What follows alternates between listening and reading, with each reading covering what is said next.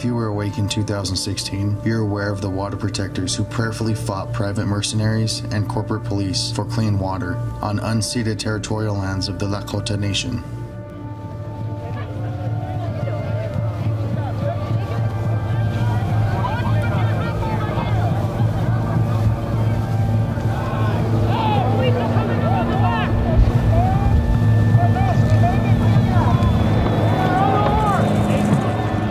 You could hear people singing and playing their drums.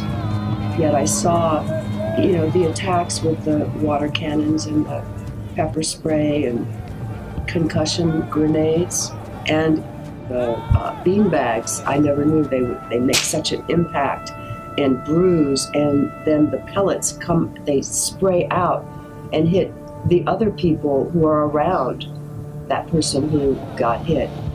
I've never seen anything like that. It was as if they were at war with these peaceful people.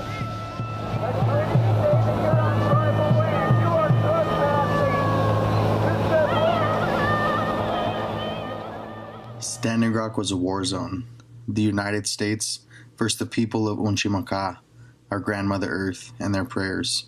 And to witness brutal attacks against peaceful people while they're in prayer by those who are supposed to help and protect us creates an unbearable, helpless feeling of devastation.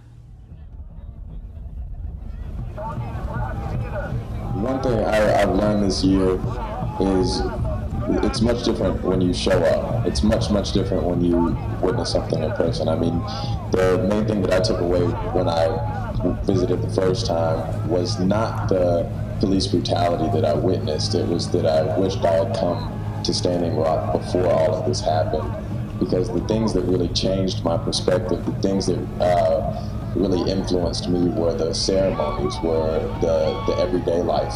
But until I got here and did a sweat lodge, I didn't really understand what it meant to be pulled out of one by police and have it be desecrated while you're praying. Everything we do is peaceful, and yet we be attacked.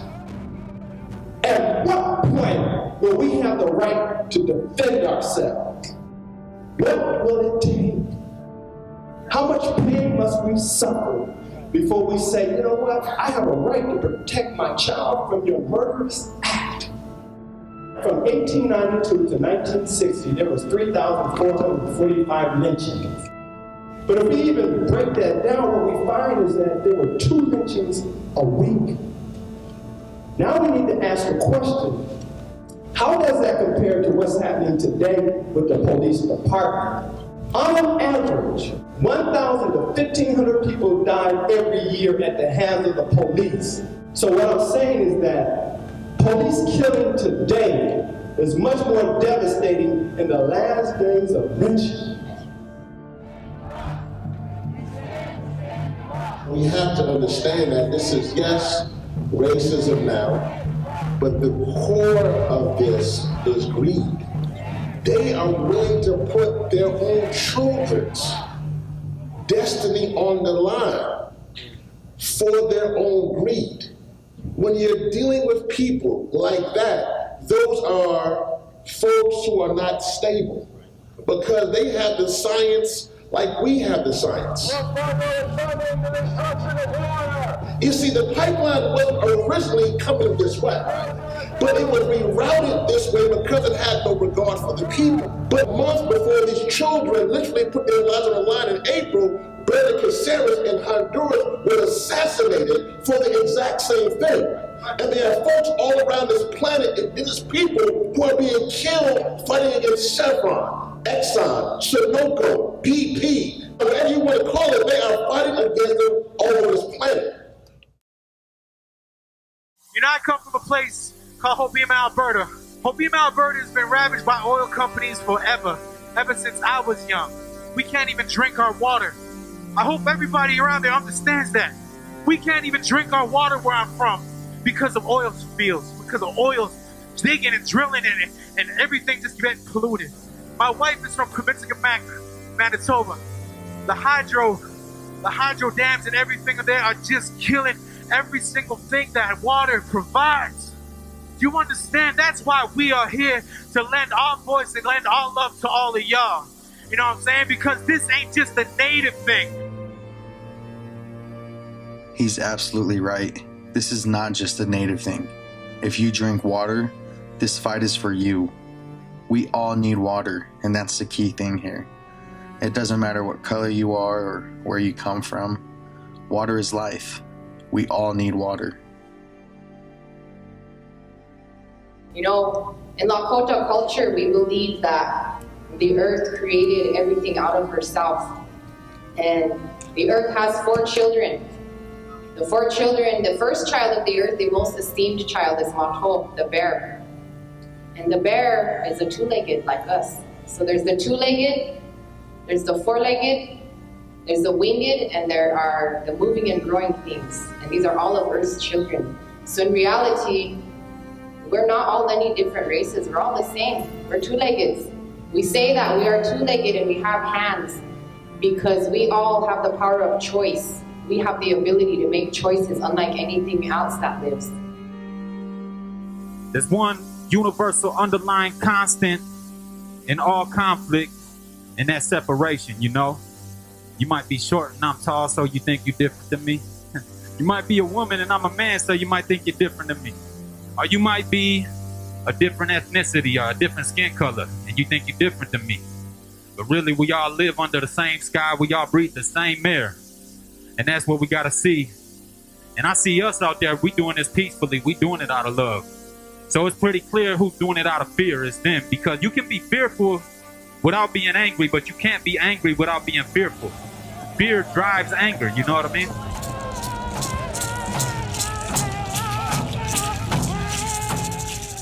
I'm thinking, why are they so scared of prayerful people?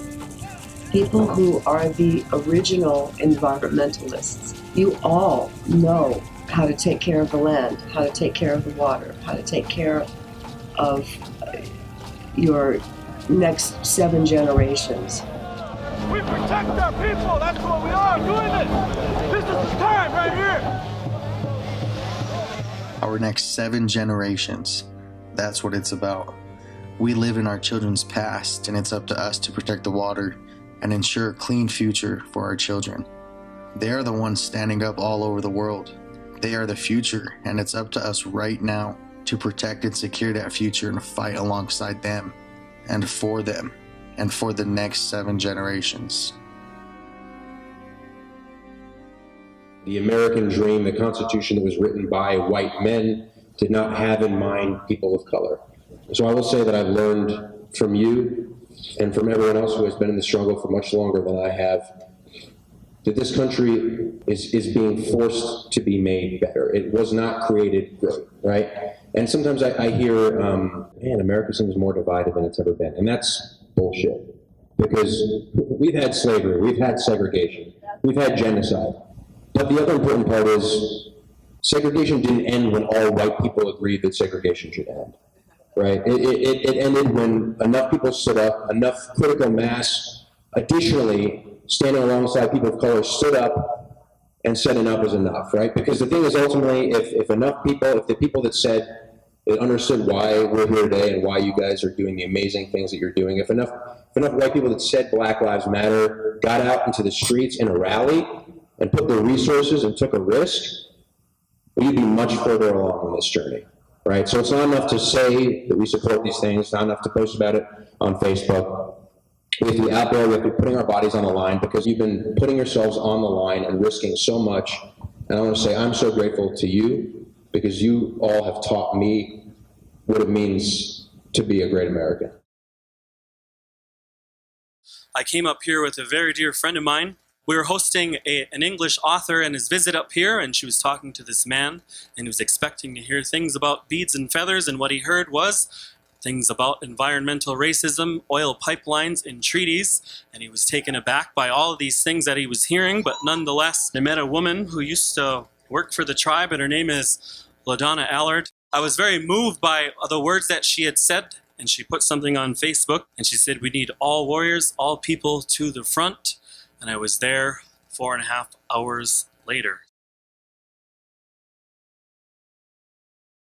We need to go to their boardrooms, go to where these businesses are, go to their banks, from Wells Fargo to TD Bank to Chase, go to Suburban, go to where they feel comfortable and let them not feel comfortable as well. That's the key thing, because they feel that they can come here and simply get away with murder. But we will not be the path of least resistance.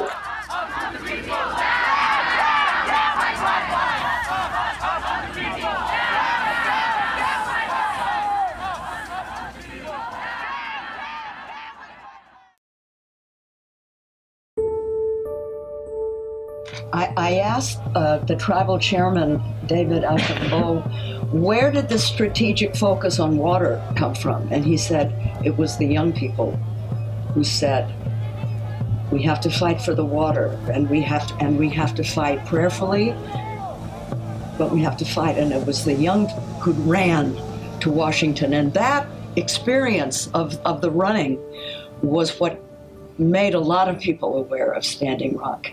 And I think, God bless the youth. Stay strong. Stay strong. Listen to your elders and then teach us and learn and be proud of what you represent, because what Indigenous people represent is the truth. I'm speaking of the ones that have not been so wounded that they have, at least for now, lost the spirit. But those who have the spirit in them, they are the truth. And you've been telling us the truth for so long and we didn't listen. So keep teaching us, because it's the only way we're going to survive. And really, your message is what is sacred and is what it can save, not just you, but all of mankind. Humankind. I think for the camp, we started off with 10 to 15 people, and the camp has expanded. The youth were the ones who stood up. The youth were the ones who decided to bring the message across the world. It was the youth who people listened to. It was the youth who understood what was happening more than we did. When the children stand up, we better listen. I never imagined in my whole lifetime I would see this. So I give thanks to each and every one of you who come stand. So that's what we're going to do. We're going to stand. We stand like a rock. We are here. We love our water. We stand for the water. We will not back down.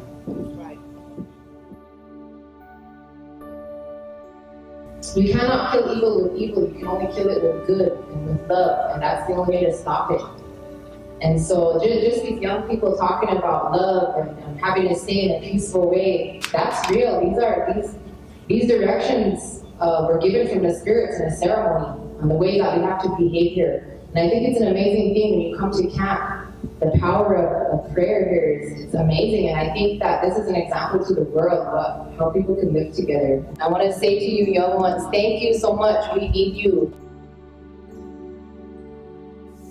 I want to send a special shout out to all the MCs, singers, dancers, and everybody that came for this great cause, solidarity, standing with Standing Rock. Ladies and gentlemen, I don't want to take too much time, but I want to let you know the importance.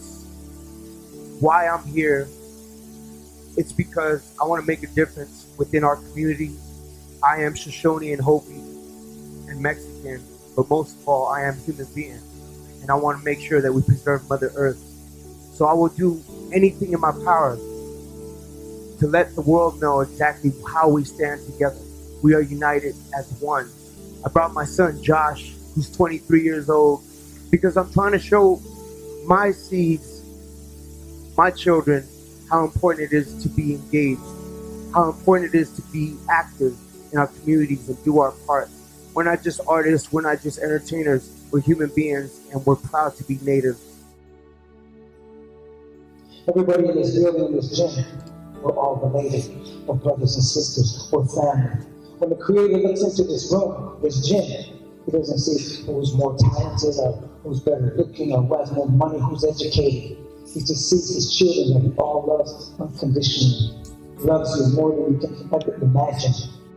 And there's nothing that you can do that'll ever disappoint Him. He'll always love you. He'll always pick you back up when you fall down. Be mindful of that, how much that love, how powerful that is. This place right here, this rails, everything that's going on, it's all birthed from love. The foundation of who we are as human beings is that love. So spread it around. Be mindful of that.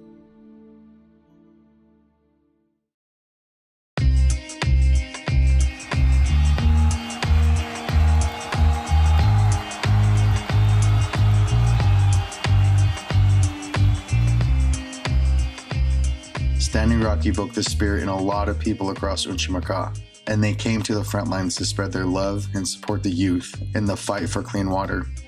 I had the unique opportunity to document a different perspective of Standing Rock, one that is yet to be shown, one that I witnessed with my own eyes, and one that would not be possible without those who came to stand with Standing Rock.